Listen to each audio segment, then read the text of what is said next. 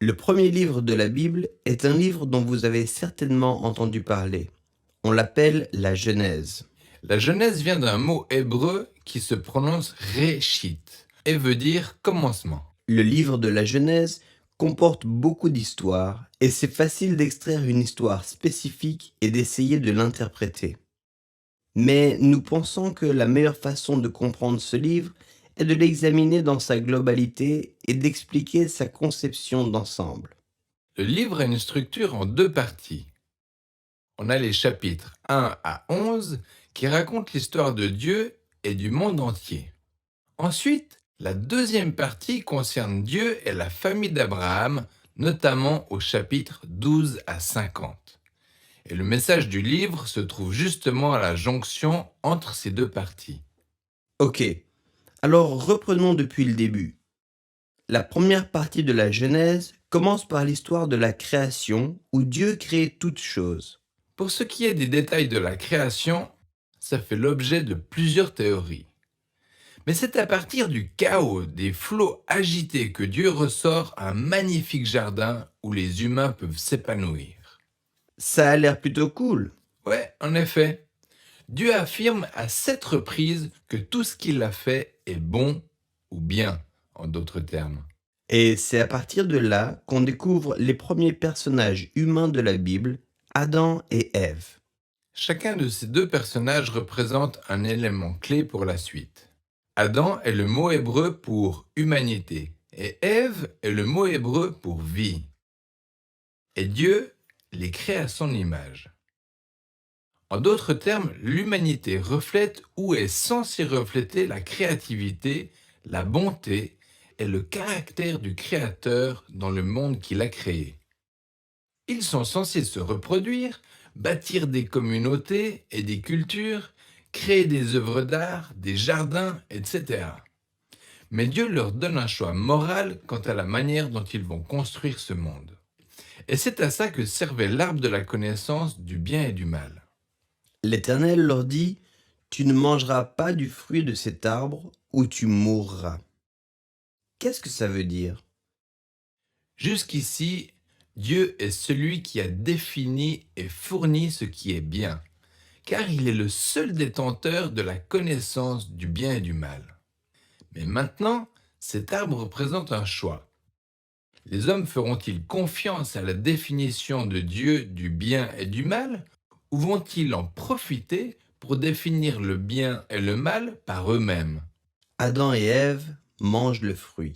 C'est l'explication biblique fondamentale du concept de péché, cette tendance à prendre les décisions au gré de ses intérêts personnels. C'est le propre de l'homme, choisir ce qui est bon pour moi et les miens, même au détriment de l'autre et des siens. Et le problème est que les hommes sont incapables de définir le bien et le mal sans Dieu.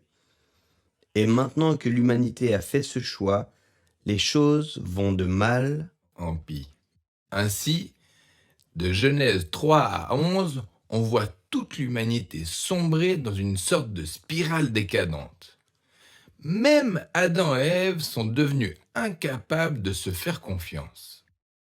Il y a même une petite histoire qui raconte qu'ils étaient nus auparavant et étaient à l'aise avec ça. Mais à présent, ils ont honte car la définition du bien et du mal selon Adam pourrait dès lors être différente de celle d'Ève.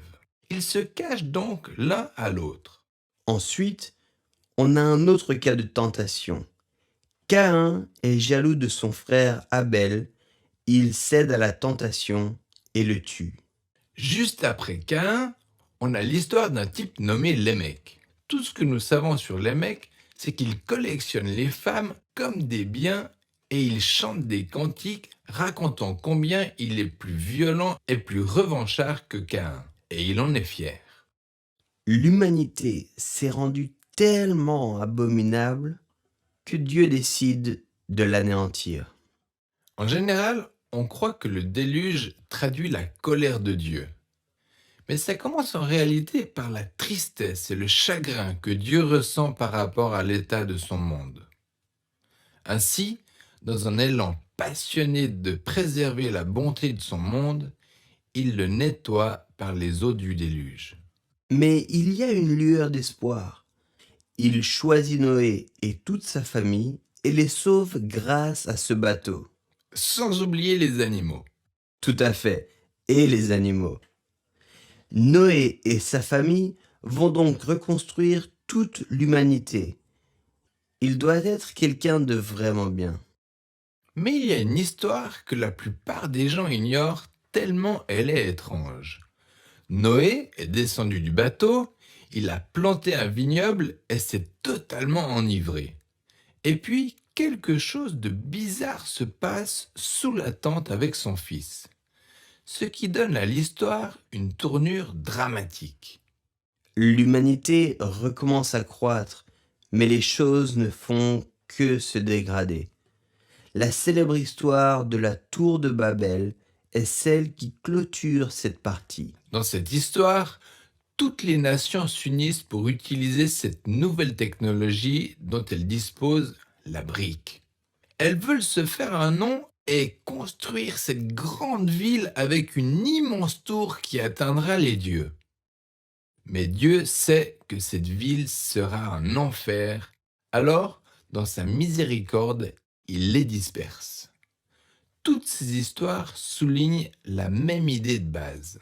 Quand l'autonomie des hommes les affranchit de leur soumission à Dieu, lorsqu'ils définissent le bien et le mal par eux-mêmes, la conséquence est un monde empreint de tragédie et de mort.